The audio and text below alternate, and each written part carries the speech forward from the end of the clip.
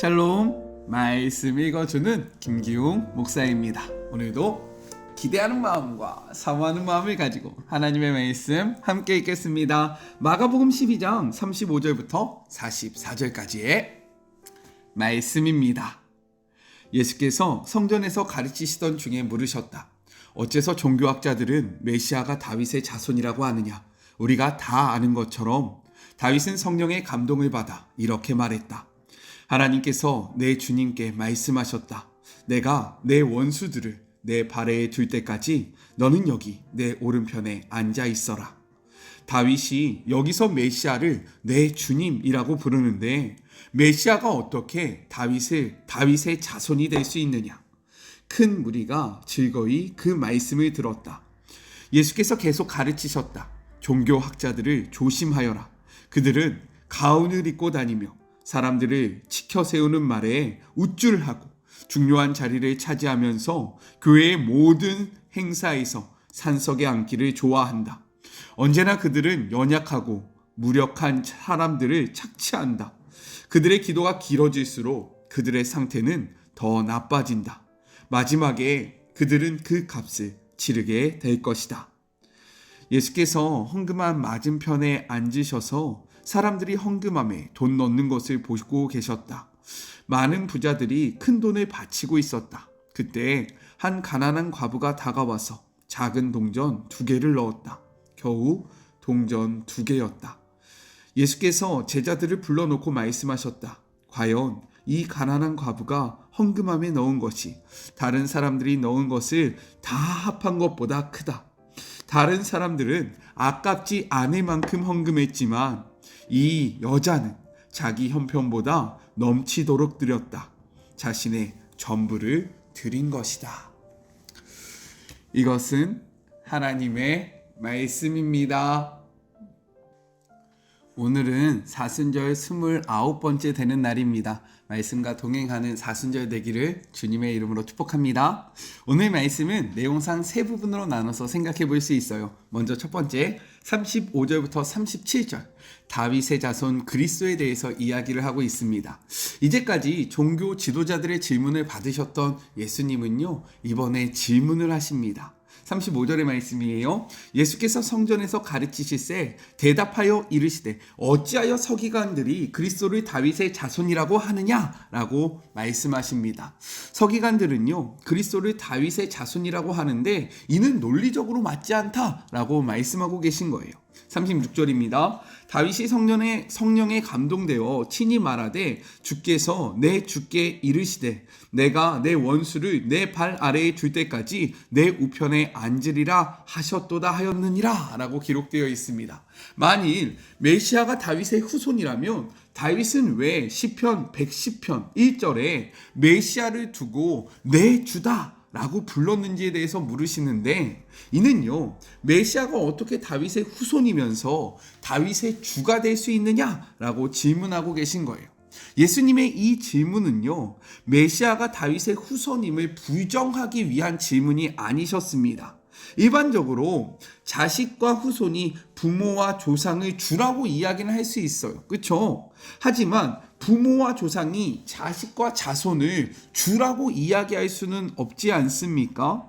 그러나 다윗은 이 시편을 통해서요, 장차 자기 후손으로 오실 메시아가 자기보다 훨씬 더 위대한 분이라는 것을 인정하면서 그 후손이었던 메시아를 나의 주님이다 라고 선포했다라는 겁니다. 즉, 이것은요, 메시아는 다윗의 후손이 맞지만 이것을 부정한 것이 아니었다라는 거예요. 동시에 다윗보다 훨씬 더 위대하다라는 사실을 강조하시기 위해서 이러한 질문을 하신 것입니다. 예수님이 말씀의 참 의미를 해석해 주시자 사람들이 즐겁게 이 말씀을 들었다라고 성경은 이야기하고 있어요. 이렇듯 바른 복음이 선포되어지잖아요. 그러면 우리의 심령은 자유케 되고요, 즐거워진다라는 거예요.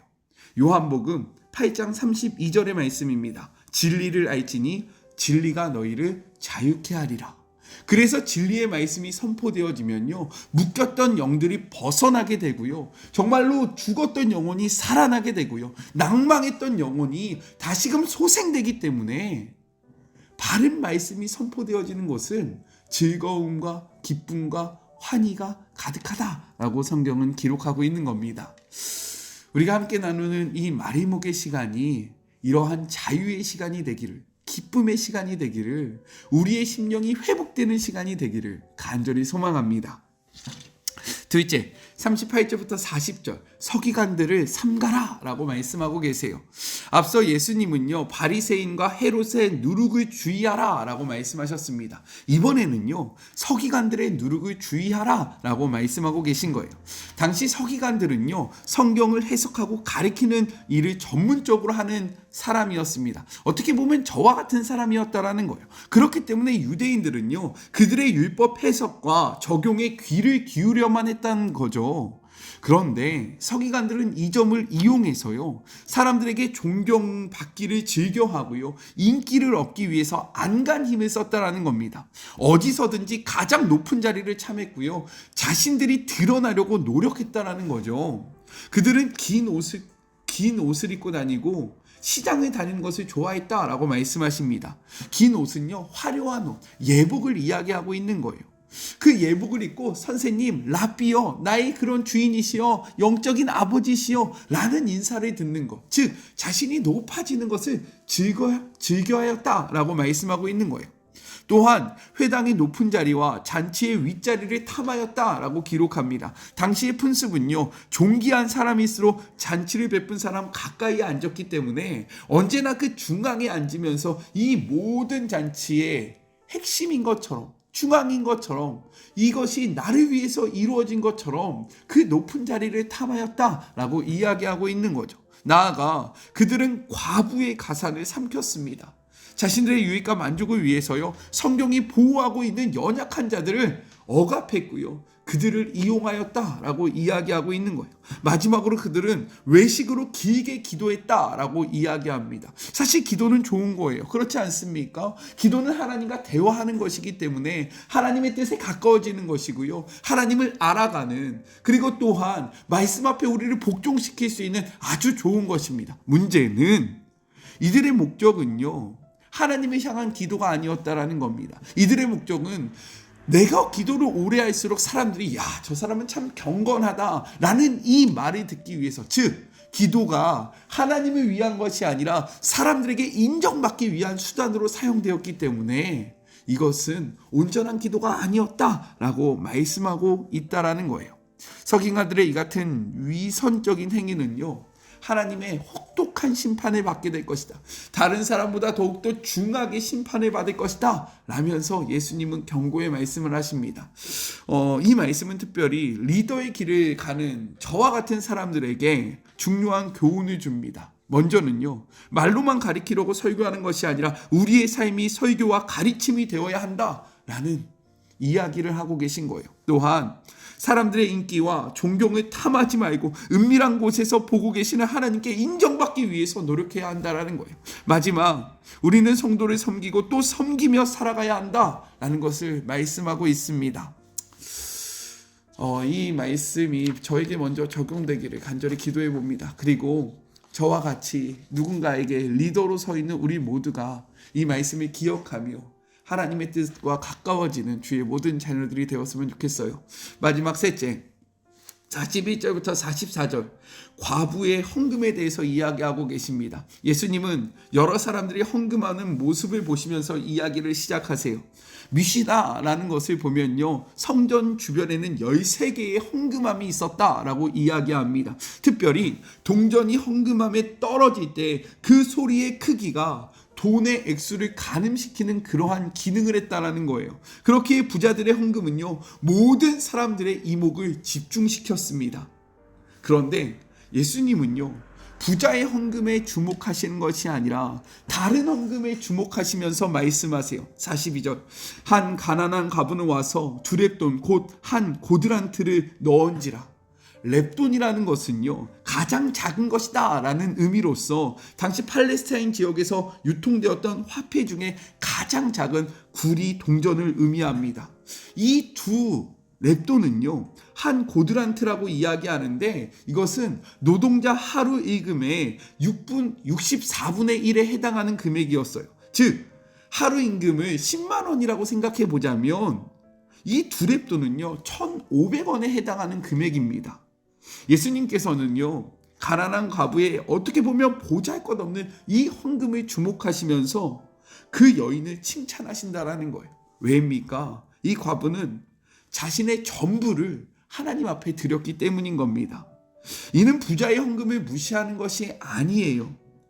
다만 액수만 바라보는 세상과 달리 예수님은 과부의 마음과 정성과 헌신을 인정하신다고 말씀하고 계시는 겁니다. 세상은요 많은 양과 화려함에 주목합니다. 그러나 하나님은요 우리의 중심을 보신다라는 거예요. 그렇게 그분을 섬길 때 반드시 많은 돈이 필요한 것은 아닙니다. 중요한 것은 하나님이 우리에게 원하시는 것은 우리의 전부를 받기를 원하신다는 거예요. 이것이 바로 가장 큰 계명, 마음을 다하고 목숨을 다하고 뜻을 다하고 힘을 다하여 하나님을 사랑하는 것이고, 이렇게 할 때에 하나님은 그 사람을 인정하시며 그 사람을 주목하시고 그 사람을 칭찬하신다라고 이야기하고 있는 것입니다. 우리는 어떠합니까? 다른 사람들에게 인정받으려고 노력하면서 살아가고 있지는 않습니까? 혹여나 금액에 집중하며 나아가고 있지는 않아요. 하지만 하나님이 기뻐하시는 것은요 금액의 크기가 아니라 우리의 마음의 중심, 즉 헌신의 크기이다 라고 이야기하고 있는 거예요. 우리의 마음의 중심을 하나님께 온전히 드림으로 하나님 앞에 잘했다 칭찬받는 주의 모든 자녀들이 되었으면 좋겠습니다. 우리 같이 기도할까요? 하나님 감사합니다. 오늘의 말씀이 먼저는 저에게 저의 삶을 돌아보게 합니다. 말씀을 가리키는 자로서 저는 어떻게 살아가고 있었는지, 혹여나 대접받는 것, 섬김받는 것을 즐겨하는 것을 넘어서서 이것에 나의 삶의 목적을 두고 있지는 않았는지 먼저 돌아보게 하여 주심에 감사합니다. 또한 하나님은 액수의 크기가 아니라 중심을 보시고 우리의 전부가 되시기를 원하신다라고 말씀하시는데, 우리는 액수의 크기에 사람들을 평가하고 있지는 않는지 우리의 모습을 돌아보며 나는 주님 앞에 어떻게 드리고 있는지를 다시 한번 생각하는 주의 모든 자녀들 되었으면 좋겠습니다. 주님, 우리의 삶을 돌이키게 하시고 말씀을 쫓게 하여 주시옵소서. 함께 하실 주님을 바라보며 거룩하신 예수 그리스도의 이름으로 간절히 기도드립니다. 아멘. 주님을 섬길 때 많은 돈이 필요한 것이 아니라요, 주님이 원하시는 것은 우리의 중심의 전부입니다. 이를 기억하시면서 우리 하나님을 우리의 마음과 우리의 뜻과 우리의 힘과 우리의 목숨을 다하여 사랑하는 주님께 우리의 모든 것들을 드리는 주의 자녀들이 되었으면 너무나도 좋겠습니다. 저는요 또 내일 만나도록 할게요. 사랑하고 주님의 이름으로 축복하면서 오늘 하루도 힘내세요. 우리 내일 만나요. 안녕. 오늘도 수고하셨습니다.